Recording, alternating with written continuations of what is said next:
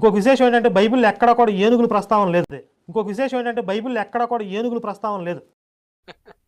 ఏమంటే 2 ఏనుగులు లెక్కిచ్చేస్తే అయిపోద్దట. ఇంకో విశేషం పాము విషయమే. తొక్కేం గాదు.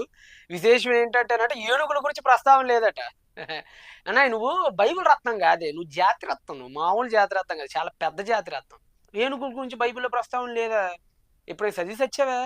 దినవృత్తాంతాలు 2వ గ్రంథం 9వ అధ్యాయం 20వ వచనంలో ఏనుగు దంతములు అనే మాట చాలా క్లియర్‌గా ఉంటది. ఒకసారి చూడు ఒకసారి. ఇదిగోండి ఇక్కడ ఏమనుందంటే 2వ దినవృత్తాంతాలు 9:20 చూస్తున్నారు కదా!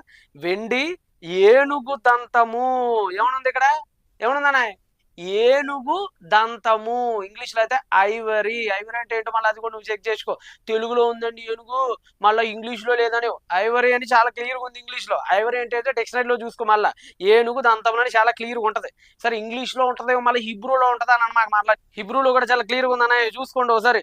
వహెసెప్ సెన్హబ్బీమ్. సెన్హబ్బీమ్ అని ఉంటది. సెన్హబ్బీమ్ అంటే అర్థం ఏంటంటే ఐవరీ చాలా క్లియర్‌గా ఉంటది. టూత్ ఆఫ్ ఎలిఫెంట్ అని, ఐవరీ టస్క్ అని.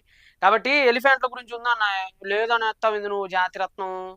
అపోక్రిఫా అని ఒకటి ఉంటది మాకు చరిత్ర గ్రంథం మక్కాబీలు. దానిలో కూడా చాలా క్లియర్‌గా ఉంటది ఏనుగు గురించి. కాబట్టి ఏనుగు గురించి ఉంటదని ఎప్పుడు అనమాక.